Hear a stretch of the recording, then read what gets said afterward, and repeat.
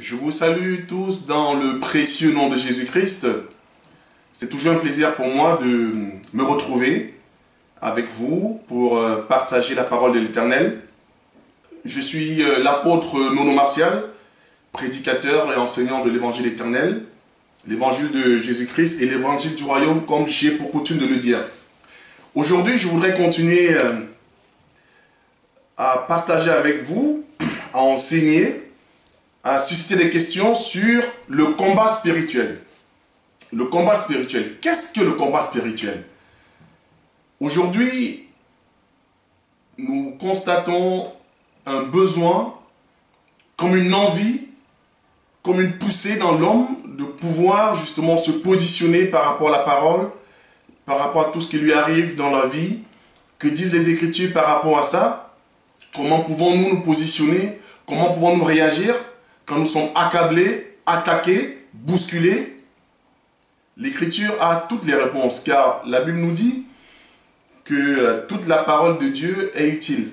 L'Écriture est utile pour convaincre, pour enseigner, pour édifier, pour exhorter, pour convaincre. Donc c'est toujours au travers de l'Écriture que nous devons nous positionner par rapport à notre vie. Et comme j'ai pour coutume de le dire, un enseignement, une écriture, une parole de Dieu qui n'a pas la capacité de nous transformer n'est pas la parole de Dieu. Car la parole de Dieu est esprit et vie. Quand nous recevons la parole, cette parole doit se manifester en nous.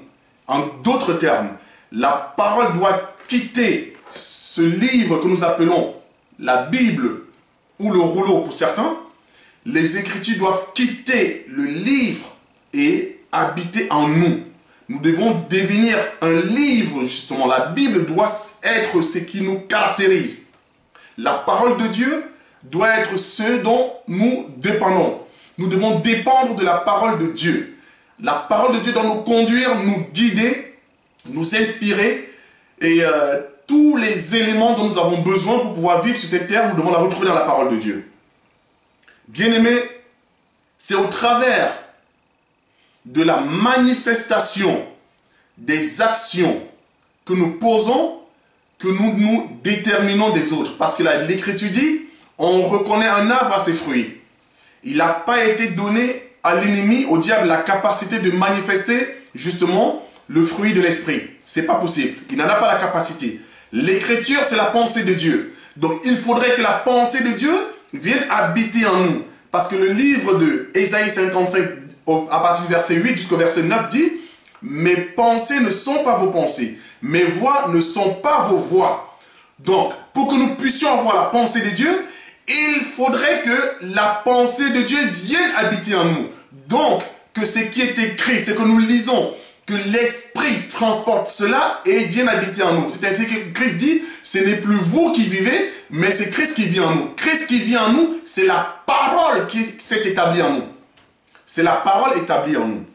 Frères, permettez-moi avant de rentrer dans le vif du sujet, de toucher encore certains éléments qui doivent normalement être éclairés afin que nous puissions marcher conformément à la parole de Dieu et à la volonté de Dieu.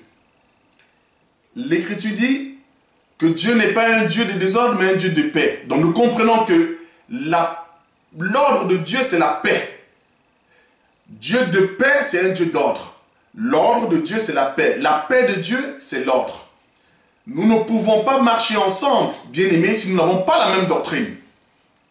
Nous ne pouvons pas s'appeler frères si nous ne dépendons pas de la même doctrine. Parce que c'est la doctrine de Dieu qui vient poser justement la séparation. Ce que j'appelle se démarquer, la démarcation. C'est par rapport à la doctrine, frère. Et ceci est essentiel dans le combat spirituel.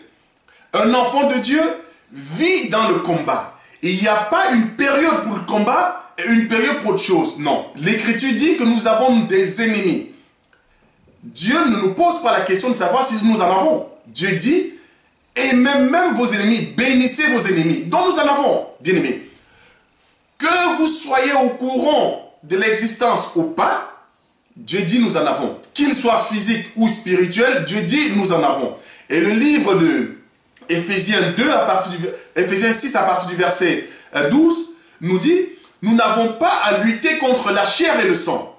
Déjà, un enfant de Dieu, quand il se positionne pour un combat spirituel, on dit bien spirituel, ne combat pas contre la chair et le sang. Donc nous ne combattons pas les hommes, bien-aimés. Un enfant de Dieu ne combat pas les hommes. C'est ainsi que nous ne croyons pas, bien-aimés, qu'un homme ait la capacité de nous faire du mal. Non. Frère, je réitère mon propos. Je dis, dans l'évangile éternel que nous prêchons, parce que je ne suis pas le seul, comme j'aime bien le dire, à prêcher cet évangile, je ne peux bénéficier et faire part et faire bénéficier aux enfants de Dieu que la petite portion de la grâce que Dieu m'a accordée. Et je suis intransigeant avec les Écritures. Nous ne pouvons pas aller au-delà de ce qui est écrit. Quand Paul dit que nous n'avons pas lutté contre la chair et le sang, nous comprenons qu'il est impossible à l'homme de nous faire du mal. Mais pourtant, physiquement, les hommes nous attaquent. Qu'est-ce que je veux dire par là? Tout homme est un vase. Tout être humain que nous voyons, même les animaux que nous voyons, sont des vases dans lesquels un esprit peut prendre vie. J'ai dit même les animaux. Je prends un exemple. Dans le jardin d'Éden, quand nous prenons Genèse à partir du verset 3, le serpent était un animal. Le serpent vient parler à la femme. Bien-aimé, il n'est dit nulle part qu'avant cette scène, le serpent parlait. Parce que je sais, quand nous disons que le serpent parlait, ça nous confirmons, nous voulons simplement certifier que oui, au vu du scénario de Dieu à cette époque, le serpent avait parlé. Mais ça ne veut pas dire qu'avant cette scène, le serpent parlait. Non, bien-aimé. Parce que quand Dieu crée une situation, il dispose les protagonistes. Et chacun doit jouer son rôle. Je vais reprendre pour la meilleure compréhension.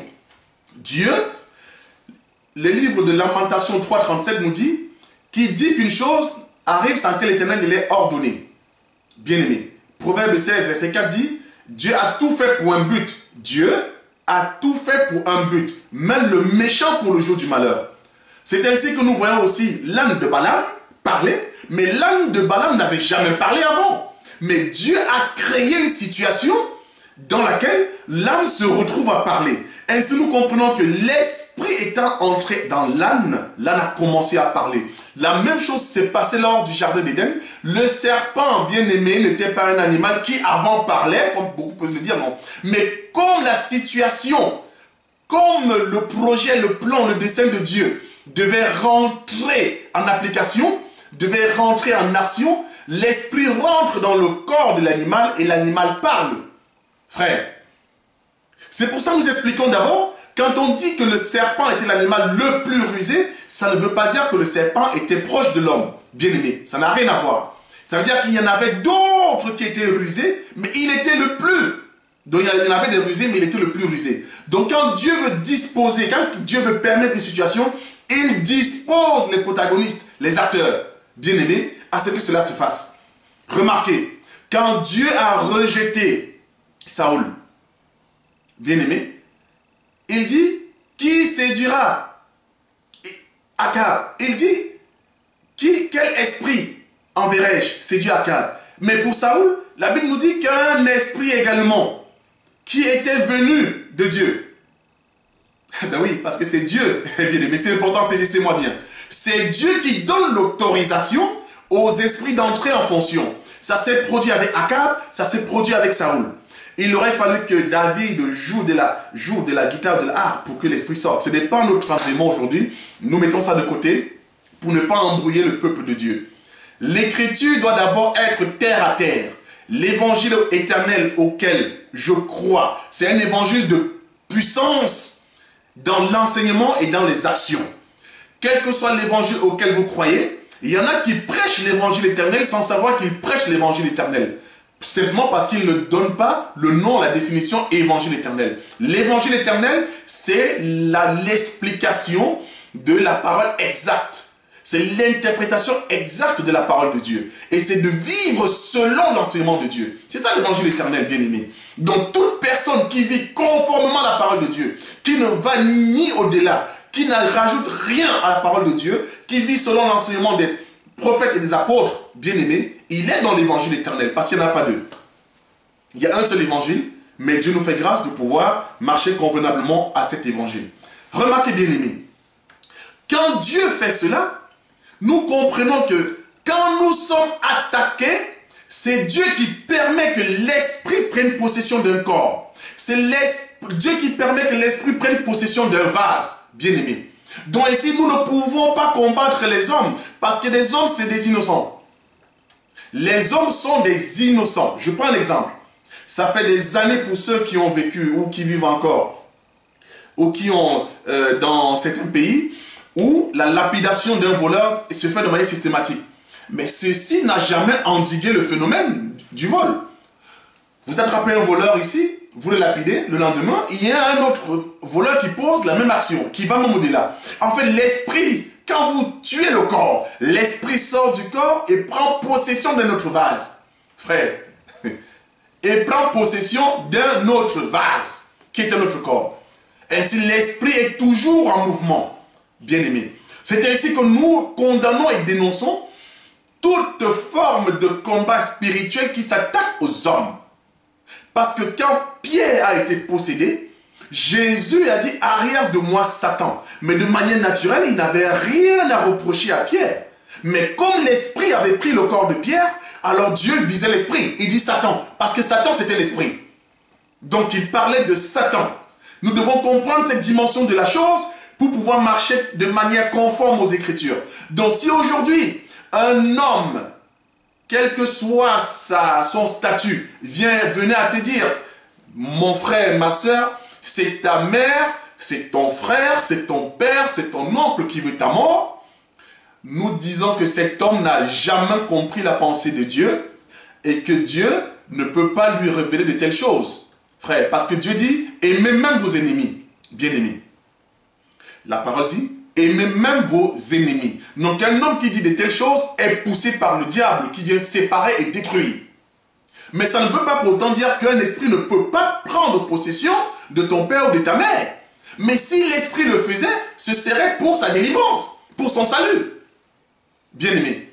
Parce que quand l'esprit a pris possession de Pierre, Jésus a chassé l'esprit afin que Pierre puisse être gagné.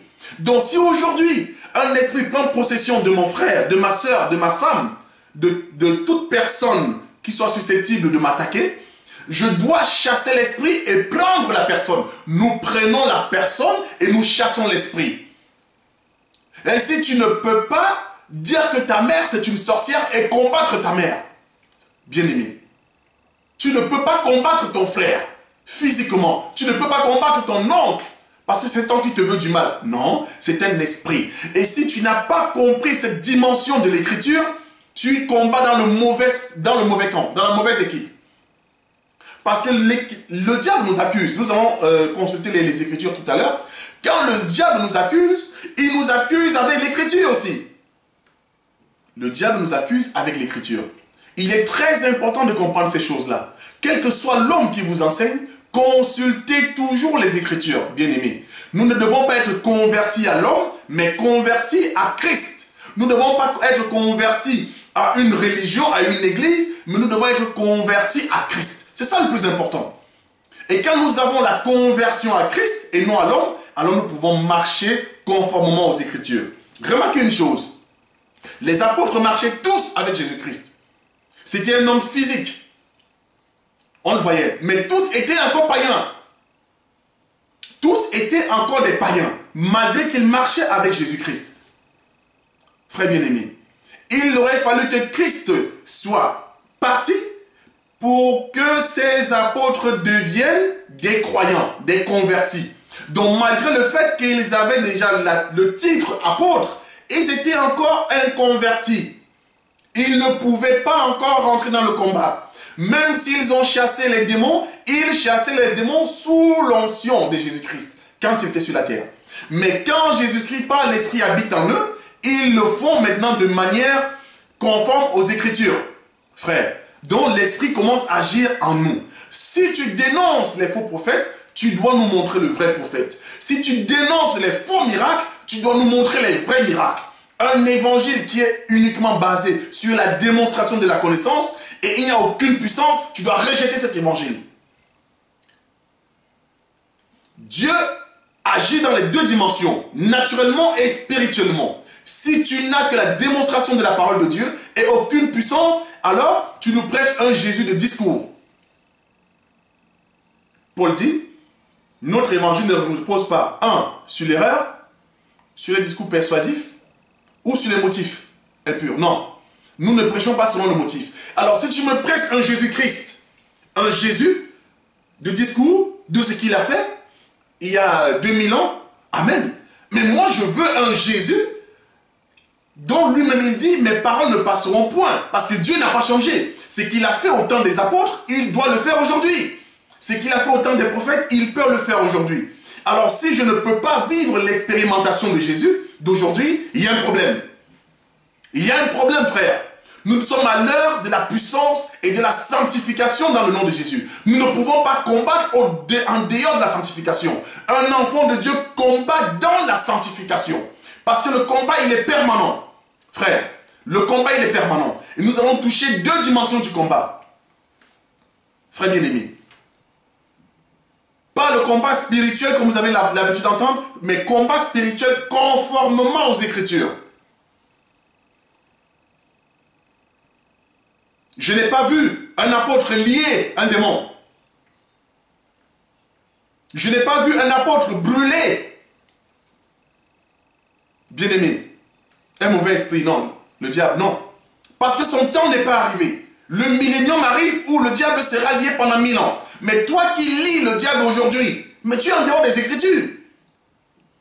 Nous avons la capacité de dominer et de les chasser. Pas de les sanctifier. Pas d'invoquer le sang sur un démon. Non. Nous devons invoquer le nom de Jésus. Bien-aimé, c'est important. C'est pour ça aujourd'hui, tu es dans le combat, tu pries, tu intercèdes, tu jeûnes. Il n'y a pas de réponse. Il n'y a aucune réponse, aucune réaction. Parce que tu pries en dehors. Tu pries en dehors des Écritures. Tu vas dire, oui, ça fait 30 ans, 20 ans, 15 ans, je suis dans les Écritures, je suis dans la parole de Dieu. Non. Toi, tu pries en dehors. Et c'est peut-être un signe, bien-aimé, que tu es un enfant de Dieu. Parce qu'un enfant de Dieu qui prie en dehors des Écritures n'est pas exaucé. C'est le diable qui exauce ses enfants facilement. Il suffit simplement de se prosterner. Tu es exaucé. Mais toi, si tu es un enfant de Dieu, tes choses ne seront pas faciles. Bien-aimé, un enfant de Dieu est dans le combat. Vit dans le combat. Et quand on parle de combat, ça veut dire qu'il n'y a pas de choses faciles. Mais il faut croire, frère. Il faut croire à la parole de Dieu et que Dieu est capable. Tu pries depuis des années. Tu as la même maladie. Mais quel évangile tu pries? Tu pries, tu témoignes Jésus. Tu vis dans la misère. Dieu ne permet pas qu'on vive dans la misère. Non. Je ne crois pas à un évangile de misère. Je ne crois pas à un évangile où la maladie c'est notre partage. Ton corps n'est pas le temple de la malédiction. Ton corps n'est pas un centre de loisirs où le démon vient s'amuser comme il veut. Parce que Christ dit, ce n'est plus vous qui vivez, c'est moi qui vis en vous. C'est Christ qui vit en nous. Mais Christ a tout accompli. L'Écriture dit, si une personne est en Christ, cette personne est une nouvelle créature. Les choses anciennes sont passées. Mais pourquoi est-ce que tu te retrouves avec ton fardeau passé dans la nouvelle vie? Es-tu réellement converti? Bien-aimé, ce n'est pas une insulte. Frère, ma soeur, ce n'est pas une insulte. Parce que le diable est rusé. Et il peut te donner l'illusion du salut, de la conversion, pourtant tu ne l'es pas. Mais si Dieu suscite aujourd'hui un apôtre, un prophète, un docteur, un pasteur, un évangéliste, pour parler de ces choses, c'est parce qu'il sait que son peuple en a besoin. Parce que quand tu pries conformément à la parole de Dieu, tu es béni. Et à quoi tu crois? À quoi est-ce que tu crois? Moi, je crois à la puissance de Dieu. Je crois qu'au travers de cette vidéo, tu peux être guéri parce que la parole de Dieu n'a pas de limite, elle ne passe pas. À chaque fois, chaque personne qui écoutera cette vidéo et qui croit que Jésus-Christ est capable de délivrer cette personne sera délivrée. Si vous croyez que Jésus-Christ est capable de vous bénir, vous serez bénis. Qu'il est capable de vous traiter, qu'il est capable de résoudre, de briser les barrières, les chaînes dans lesquelles vous êtes encore captifs, il le fera au nom de Jésus. Je ne veux pas vous amener un évangile de démonstration de la connaissance sans aucune puissance. Nous vivons sur la terre. Nous devons témoigner Jésus-Christ sur la terre avec des actions qu'il mène en nous. Nous voulons voir les démons trembler. Nous voulons voir nos corps dépouillés de toute maladie. Nous ne voulons pas manquer du manger et du boire. Non. Prêcher ça, bien-aimé, ce n'est pas vous prêcher la richesse. Qu'un enfant de Dieu soit riche, ça ne pose aucun problème. Frère, qu'un enfant de Dieu ait un jet privé, ça ne pose aucun problème. Mais le problème, c'est quand un jet privé devient uniquement le modèle à suivre. Non. Qu'il ait une grande maison, gloire à Dieu. Il faut vouloir que les frères soient bénis. Il faut le vouloir. S'il n'est pas dans ces choses-là, mais nous sommes la tête. Nous sommes la tête et non la queue. Bien-aimés. C'est important. Nous devons parler de ces choses-là. Un évangile de démonstration de pourquoi, du comment. Toutes les profondeurs. Mais naturellement, il n'y a rien. Il n'y a rien. Vous êtes pauvres. Vous misérés. Vous avez tout ce qu'on vous donne comme emploi, c'est des emplois des démunis, des personnes qui n'ont aucune valeur. J'ai dit à un frère, Dieu ne peut pas bénir son enfant avec 2 boulots. On voit des frères qui se glorifient parce qu'ils ont 2 boulots. Tu as 2 boulots et tu te glorifies. Quand est-ce que tu vas prier Dieu? Quand est-ce que tu vas t'occuper de ta famille? De toi? Quand? Dieu ne peut pas te bénir avec 2 boulots. Dieu va te donner un travail dans lequel tu seras béni, tu seras épargné, tu auras le temps de l'adorer, de le louer, de méditer sa parole. Mais c'est le diable qui nous accable avec toutes ces choses-là. Il faut avoir le discernement de la bénédiction. Qui te donne cette bénédiction? Dieu ou l'ennemi? De quel camp est-ce que tu es? Démonstration de la connaissance, amen. Mais démonstration aussi de la puissance. Bien-aimé, Simon le magicien, il faisait des choses, mais quand il a vu des prophètes, des apôtres accomplir d'autres miracles, il a compris que ce que je faisais était en dessous de ce qu'eux ils font. Ils ont le vrai. On ne doit pas spiritualiser. Dieu dit, voici les miracles qui accompagneront ceux qui auront cru. Toi, tu es faible dans la prière, faible dans le jeûne, faible dans la lecture. Tu vas spiritualiser parce que tu ne vis pas ces choses-là. Tu vas dire, oui, c'était l'ombre. C'était l'homme des choses à venir. Ça ne veut pas dire que... Non, frère. Même quand la Bible dit que l'homme quitte son père et sa mère et s'attache à sa femme, c'est aussi l'ombre. Mais pourtant, tu es marié. Tu es marié. Nous avons vu les apôtres le faire. Quand nous devenons faibles, incapables d'accomplir la puissance, la démonstration de la puissance, ça devient spirituel. Un enfant de Dieu ne mentira jamais le pain. Le pain devient seulement la nourriture. Le pain, c'est la nourriture, amen. Mais le pain, il est aussi naturel. Nous devons voir ces choses-là. Il faut changer, il faut le renouvellement de l'intelligence. Il faut que la pensée de Dieu nous habite. La Bible dit, vous êtes des dieux, mais cependant, vous mourrez comme des hommes. Pourquoi Dieu dit cela? Bien-aimés. Parce que ceux à qui la parole a été adressée, la parole a fait de nous des dieux. Parce que Christ est en nous. Mais notre foi, elle est basée sur notre foi. Bien-aimés, prenons un verset. Deutéronome. Deutéronome 20, à partir du premier verset. Lorsque tu iras à la guerre contre tes ennemis, et que tu verras des chevaux et des chars, et un peuple plus nombreux que toi, tu ne les craindras point, car l'Éternel ton Dieu, qui t'a fait monter du pays d'Égypte, est avec toi. La première des choses d'un enfant de Dieu, quand il est face à l'adversité, tu ne craindras point, quel que soit le nombre qu'ils sont. Tu ne les craindras point. Ah, bien-aimé.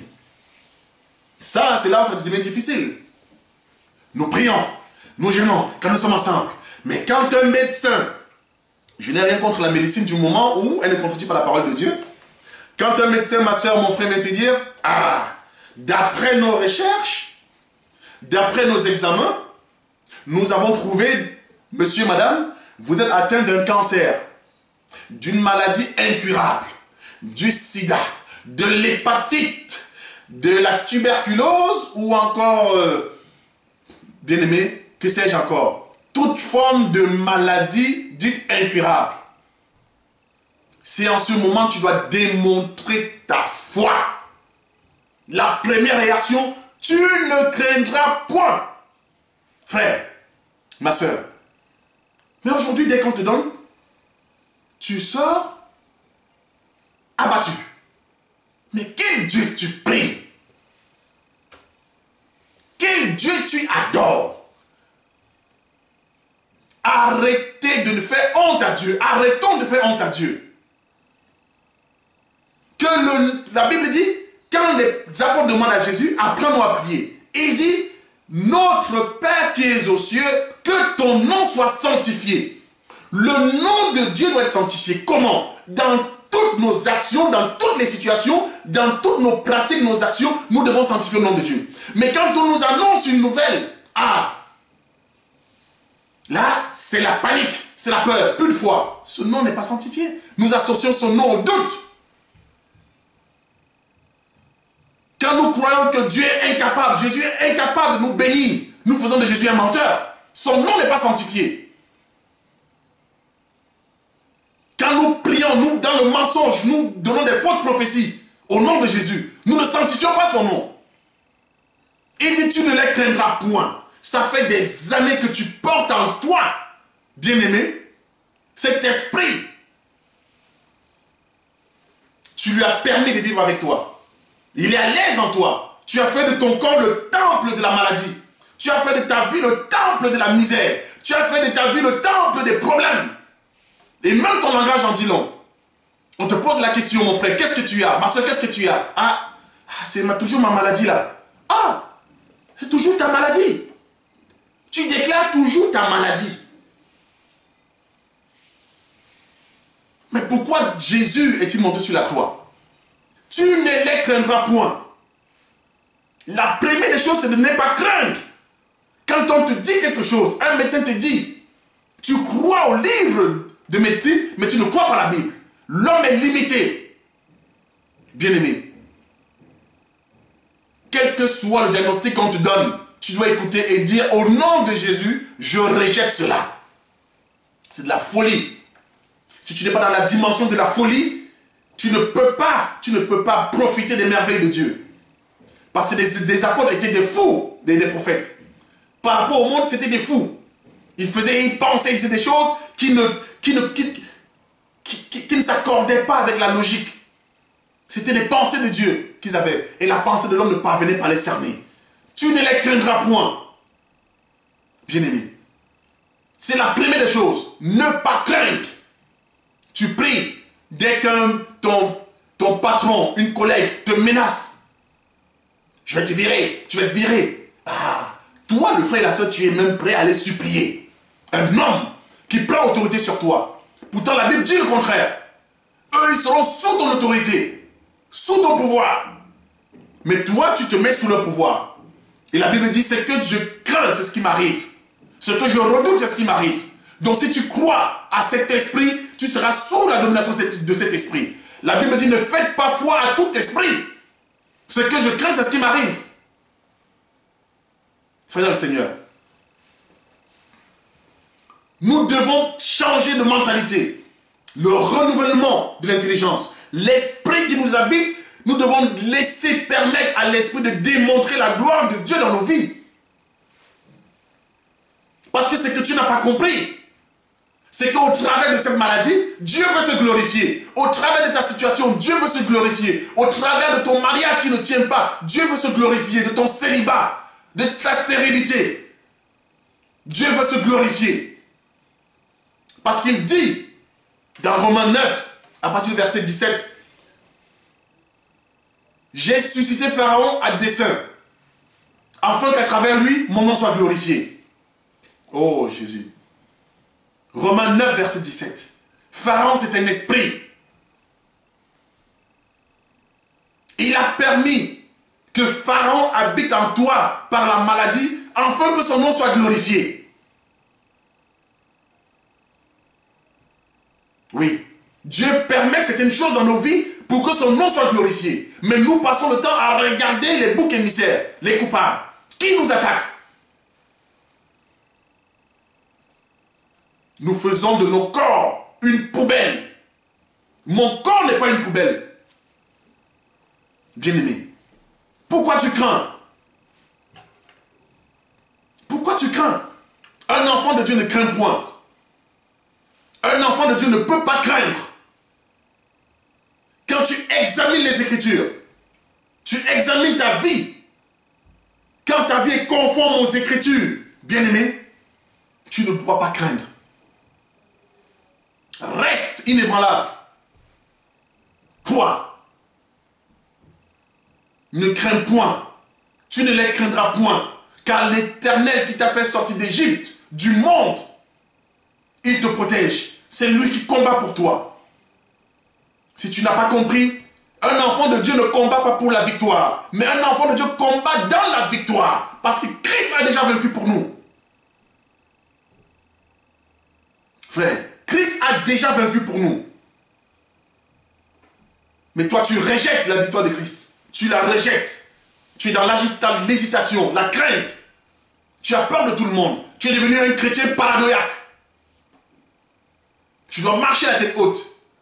Parce que tu es un Dieu. Tu fais de Dieu menteur. Tu fais de Dieu petit. Mais le Dieu auquel je crois n'est pas un Dieu petit. Au nom de Jésus. Il a fait des merveilles dans ma vie. Et aujourd'hui, il te parle. Si tu crois que Dieu est puissant, quelle que soit ta maladie, sois délivré au nom de Jésus. Quelle que soit ta situation, sois délivré au nom de Jésus. C'est cet évangile que nous prêchons. La démonstration de la connaissance et la démonstration de la puissance de Dieu. Car il est vivant. Les apôtres l'ont fait, nous devons le faire. Et crois. Crois. Et tu le verras s'accomplir. Cette parole est vérité. Bien-aimé. Dieu est puissant. Frère. L'Écriture dit, je continue le verset. À l'approche du combat, toujours Deutéronome 20 à partir du verset 1, je suis au verset 2. À l'approche du combat, le sacrificateur s'avancera et parlera au peuple. Il leur dira, écoutez Israël, vous allez aujourd'hui livrer bataille à vos ennemis. Que votre cœur ne se trouble point. Soyez sans crainte. Et soyez sans crainte, ne vous effrayez pas. Et ne vous épouvantez pas devant eux. Ne vous effrayez pas et ne vous épouvantez pas devant eux. Dit l'Écriture. Quand tu es déjà dans la crainte, dans le doute, tu as perdu le combat. La parole, c'est ta puissance. Dieu a créé avec la parole. Tu reçois une parole de guerre, une parole qui est réduisante, qui est péjorative, une parole d'attaque sur ta vie, sur ton projet, sur la vie de ta famille, de ton assemblée. Tu la rejettes au nom de Jésus. Tu opposes la parole de Dieu à la parole de l'ennemi. Dieu est vainqueur, toujours. Frère bien-aimé, David dit, bien-aimé, quand nous lisons le livre de 1 Samuel,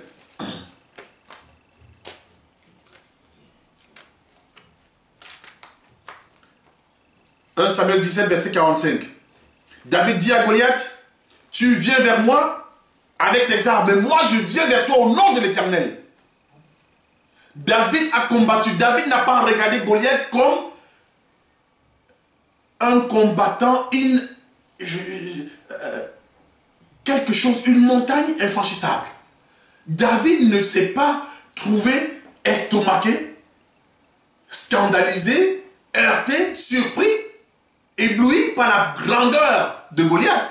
Mais tout Israël était dans la crainte, jusqu'au roi. Mais David, lui, avait expérimenté Dieu au préalable. Il faut vivre dans l'expérimentation. Priez tous les jours. Aucune expérimentation de Dieu. Je viens vers toi au nom de l'Éternel. Parce que David connaissait qui était son Dieu. Il savait que si Goliath était géant, Dieu est plus géant. Il savait que si Goliath était costaud, Dieu est plus costaud. Frère, je vais vous prêcher des choses terre à terre. Les mystères, on va les poser terre à terre. Dans la dimension doctrinale, naturelle. Frère, comment tu vois ton Dieu? Si tu vois ton Dieu petit, tu vas commencer à croire que ta tante, ta mère, ton voisin, tes collègues peuvent te faire du mal. Mais quelle est cette façon de comprendre l'écriture? Non. Ils n'ont pas la capacité. Tu réduis Dieu à cette dimension. Toi, Dieu dit à Moïse, je te fais Dieu pour Pharaon. Pharaon, c'est l'adversité. Tu es un Dieu face à l'adversité. Moïse a triomphé. Et toi, bien-aimé, et toi, as-tu triomphé? Non. Comment tu vois ton Dieu, bien-aimé? Comment tu vois Dieu? Frère, est-ce qu'il est tout petit? Est-ce qu'il ne peut rien? Est-ce qu'il dort? Peut-être que ton Dieu dort. Peut-être tu crois à un Dieu qui dort. Frère, moi je ne crois pas à un Dieu qui dort. C'est pour ça dans la dernière prédication également, j'ai parlé du sacrificateur. Parce que l'Écriture dit dans Deutéronome 1, 20 à partir du verset 2, le sacrificateur parlera. Il y a des combats qui sont liés au sacrificateur. Il y a des combats que tu ne peux vaincre que passant par le sacrificateur. Alors aujourd'hui, le juge, le sacrificateur et le prophète, c'est le ministère, c'est Ephésiens 4. C'est le ministre aujourd'hui qui porte tous ces costumes-là. Le juge, le prophète et le sacrificateur. Aujourd'hui, c'est le ministre. C'est d'où j'ai dit et je réitère. Le ministre, c'est un modéliste, c'est un modèle. Il doit prêcher ce qu'il dit. Il doit vivre, autant que moi, il doit vivre ce qu'il dit. Bien-aimé. Et il doit croire d'abord à ce qu'il prêche. Si un ministre croit seulement que Dieu peut lui donner la connaissance, et sans la puissance, il n'aura pas de puissance. Il n'est pas différent des groupes de prière qu'il dénonce. Parce que la connaissance seule, non, on doit voir la connaissance et la puissance. Bien-aimé dans le Seigneur, c'est important. 2 Rois. 2 Rois 6. 2 Rois verset 6. Je vais lire au nom de Jésus. 2 Rois à partir du verset 6. 2 Rois 6, pardon, à partir du verset 17. Écoutez bien aimé.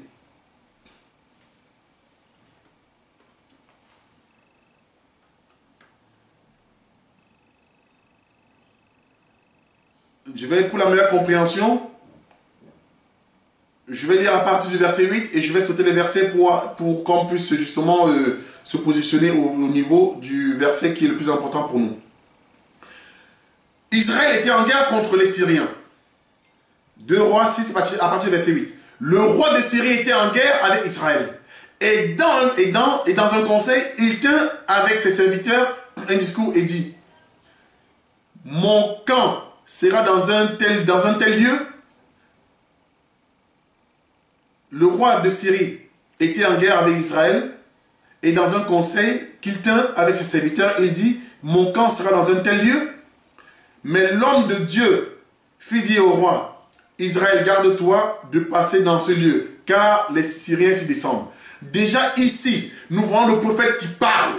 Le prophète doit mettre, d'abord c'est une sentinelle, il doit mettre en garde le peuple. Nous descendons au verset 11. Le roi de Syrie eut le cœur agité. Il appela ses serviteurs et leur dit: ne voulez-vous pas me déclarer lequel de nous est pour le roi d'Israël?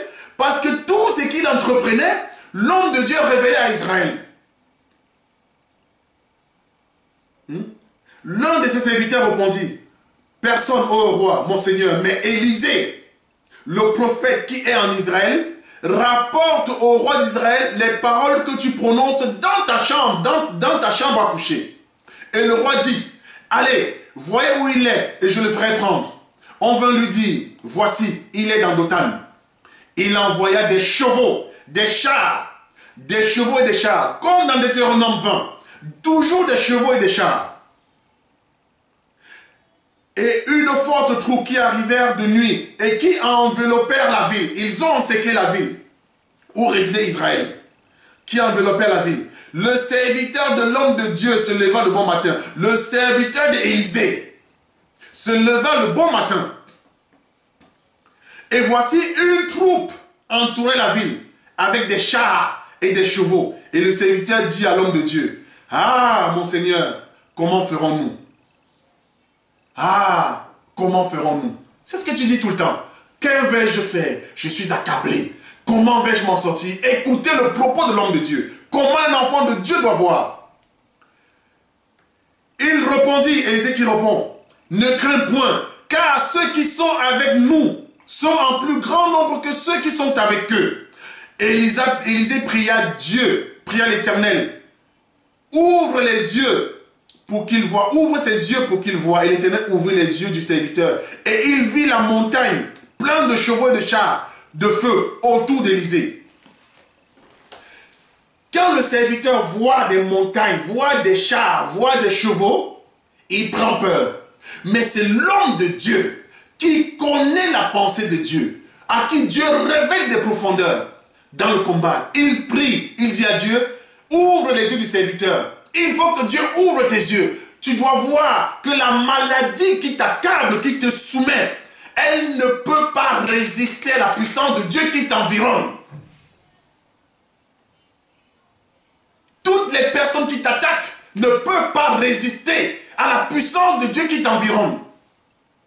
Mais tu ne vois pas, parce que tu ne crois pas. Parce que croire, c'est voir. Si je vois mon Dieu petit, il sera petit dans ma vie. Si je vois mon Dieu glorieux, il sera glorieux dans ma vie. Si je pense que ma vie peut être piétinée, ma vie peut être bousculée par tout le monde, mais qui es-tu pour qu'on ne puisse pas t'attaquer ou te parler mal? Mais tu es le Dieu qui combat pour toi. Ne maudis pas les hommes. N'insulte pas. Souffre d'un peu d'injustice. On t'accuse à tort. J'ai vu des frères et des sœurs dire non. C'est que tel ou tel m'a fait. C'est trop dur. Apôtre, c'est trop dur. J'ai essayé, je ne peux pas. Ah! Tu as essayé, tu ne peux pas. Jésus-Christ, lui qui était Dieu, s'est dépouillé pour venir porter ta misère. Parce que lui seul avait la capacité de porter. Personne ne le pouvait. Moi qui suis serviteur de Dieu, bien-aimé, je suis incapable de ressentir ce que tu ressens. Je ne peux qu'être compatissant. Je ne peux que t'assister. Je ne peux que te consoler. Mais le vrai consolateur, celui qui a la capacité de ressentir, c'est Jésus-Christ. Parce qu'il a porté la chair. Ce qui t'arrive, il l'a expérimenté. Il sait, s'il te dit de pardonner, tu peux le faire. Parce que c'est lui qui pardonne en toi. Et si tu n'es pas capable de pardonner, tu as déjà perdu le combat. Tu as perdu le combat. Parce que tu vois des choses encore comme un homme. Tu dois voir comme Élisée que Dieu est puissant et t'environne. Et ceux qui t'accablent sont tellement petits que lui, le Dieu de gloire, qui peut pour toi. Frère, tu es attaqué de partout. Tu es devenu faible. Au point où tu commences à mentir. Tu travailles. Tu n'as pas de papier. Bien-aimé, tu prends les papiers d'un autre, c'est du mensonge. La Bible dit ne mentez pas, ne mentez à personne.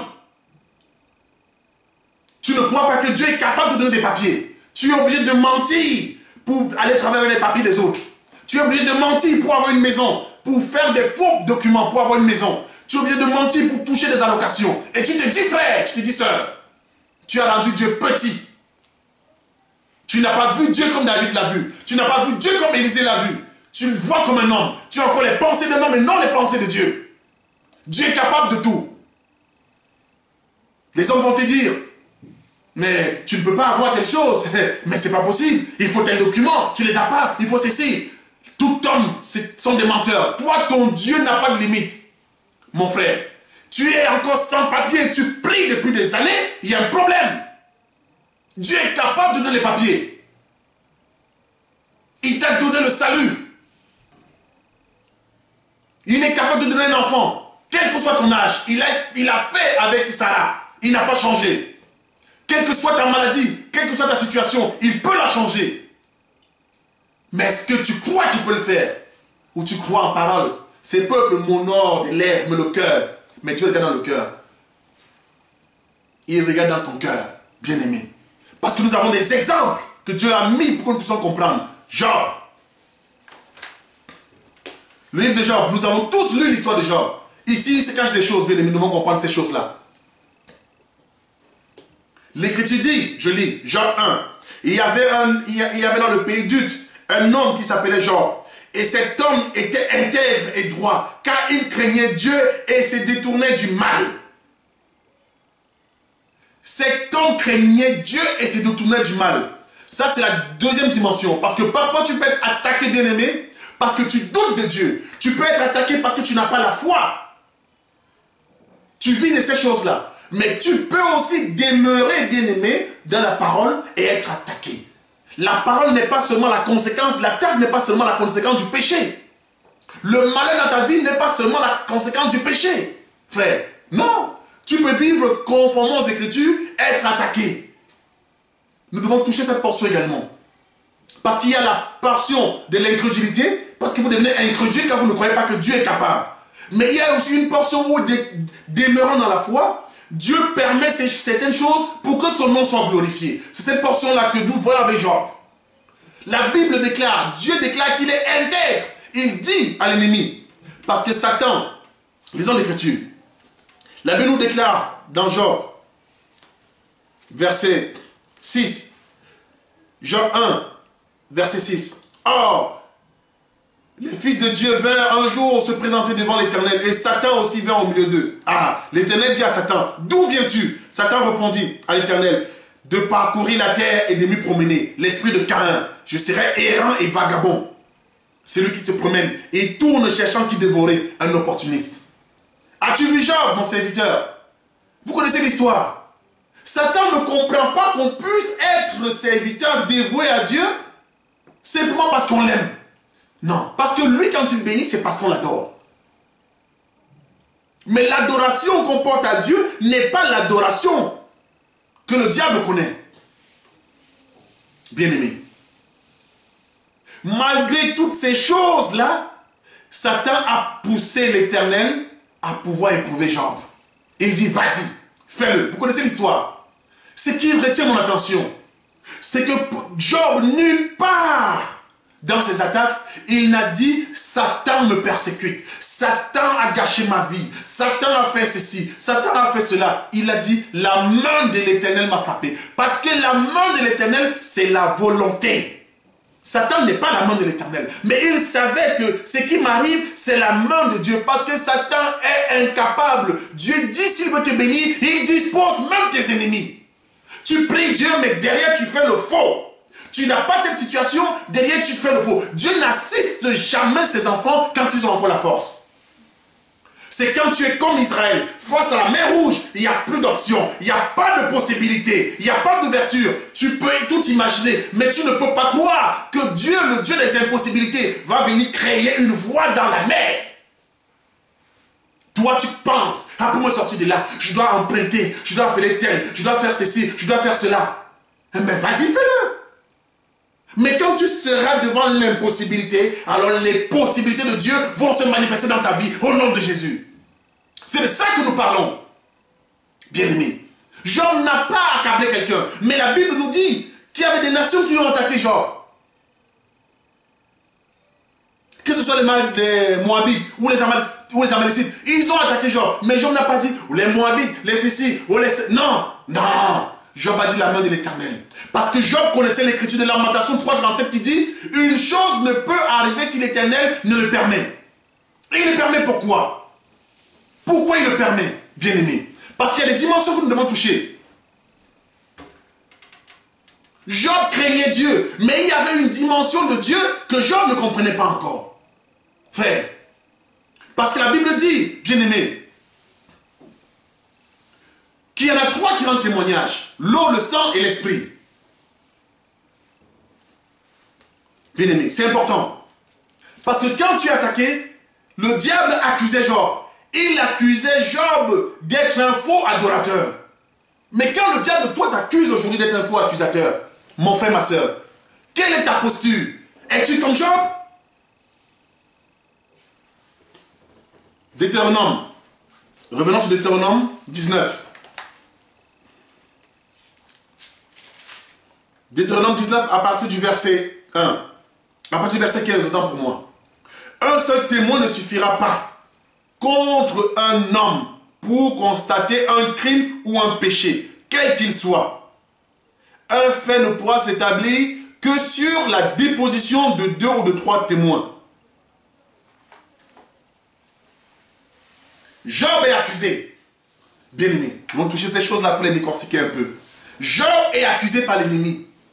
Mais comme Dieu marche toujours dans l'écriture, nous voyons également dans Job, bien-aimé, 2, à partir du verset 3. Quand Job est attaqué, il est accablé, il est mortifié. Qu'est-ce qui se passe? L'écriture dit, Job 2 à partir du verset 11. 3 amis de Job, Eliphaz de Timan, Bildad et Shua, de Topha, de Nama, a pris tous les malheurs qui lui étaient arrivés, les 3 amis de Job, l'homme habitué aux souffrances. Parce que Job ici était une image, préfiguration de Christ. Nous allons toucher ça après. Ce n'est pas le propos. Je ne vais pas embrouiller les enfants de Dieu. Donc quand un enfant de Dieu qui demeure dans l'écriture est accablé, il doit être... Il y a les prophètes, les psaumes et la loi, les psaumes et les prophètes doivent t'examiner. La parole de Dieu doit t'examiner. Tu dois toi-même t'examiner par rapport à la parole. Les 3 amis, ceux qui rendent témoignage de Christ, l'eau, le sang et l'esprit, bien-aimé, c'est un langage. Ce sont les 3 témoins. Nous les voyons aussi en mouvement, bien-aimé. Qu'ils sont également les 3 amis de Job qui vont justement pour aller examiner. Enfant de témoigner, bien-aimé. Et quand ils vont examiner, bien-aimé, Job va te trouver juste, bien-aimé, comme Dieu l'avait déclaré. Donc toi, tu dois demeurer. Parce que quand Dieu, en réalité, suscite le diable, envoie l'ennemi, parce que c'est Dieu qui met à cœur à Satan de se balader et de voir Job. Parce que c'est Dieu qui est également le Dieu des esprits. Donc c'est lui qui donne la feuille de route à Satan. Mais l'homme ne regarde pas à Satan. Satan est incapable de te toucher si ton père ne le permet. Et s'il le permet, tu dois avoir le discernement de comprendre pourquoi. Job ne connaissait pas encore l'hippopotame, le crocodile. C'est dans l'adversité que Dieu nous enseigne. Job 40.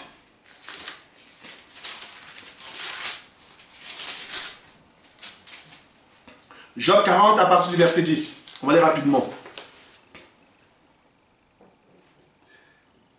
Il est là. Prenons à partir du verset 10. Voici l'hippopotame à qui j'ai donné la vie comme à toi. Il mange de l'herbe comme le bœuf. Voici sa force est dans ses reins et sa vigueur et la vigueur de ses muscles dans son ventre. Il plie sa queue aussi ferme qu'un cèdre. Les nerfs de ses cuisses sont entrelacés. Ses os sont comme des tubes d'airain et ses membres sont comme des barres de fer. Ici, la Bible nous dit au verset 14 que l'hippopotame est la première des œuvres de Dieu. Pourtant, nous savons que la première œuvre de Dieu, c'est Jésus-Christ. Il dit, Dieu m'a créé la première de ses œuvres avant que l'univers soit. Donc ici, c'est l'hippopotame. Christ, c'est la parole. Donc quand nous sommes accablés, nous devons devenir des hippopotames. Un enfant de Dieu devient un hippopotame. Ça veut dire qu'il demeure ferme. Nous avons vu les nerfs entrelacés, ce sont la parole. La parole entrelacée, les Écritures se tiennent. Dans le verset 20, il nous parle du crocodile, dont les écailles sont tellement soudées que l'homme ne puisse pas mettre sa pensée. Alors, qui es-tu dans le combat spirituel? Bien-aimé, qui es-tu? Es-tu un pigeon? Ou es-tu un hippopotame? Ou es-tu un crocodile? Nous pouvons expliquer l'hippopotame autrement. Nous pouvons parler de Dan, de Jacob, de Ruben. Mais ce n'est pas ça aujourd'hui. Je vais mettre ça terre à terre. Un enfant de Dieu, c'est un hippopotame. Pourquoi? Parce que même il vit dans l'eau et sur la terre. Bien-aimé. Et même quand les vagues sont agitées, il ne tremble point. Arrête de trembler. Positionne-toi comme un enfant de Dieu. Comme un hippopotame. Comme un crocodile. Parce que tu es aujourd'hui le temple du Saint-Esprit. Dieu a fait de toi un livre. Tu es la parole. Nous devons la voir en toi. Réveille-toi. Et positionne-toi comme un enfant de Dieu. Bien-aimé. Que la gloire et la faveur de Dieu nous accompagnent encore. Je voulais simplement partager ce thème que Dieu m'a mis à cœur avec vous. Et je glorifie Dieu. N'hésitez pas, bien-aimés. Vous avez mes contacts. Permettez-moi de saluer comme ça pour finir les saints de Annecy, Arbonnais, de la Suisse. Merci pour l'invitation, mon passage dernièrement. Parce que nous n'avons pas seulement servi Dieu à travers les réseaux sociaux, nous devons aller sur le terrain.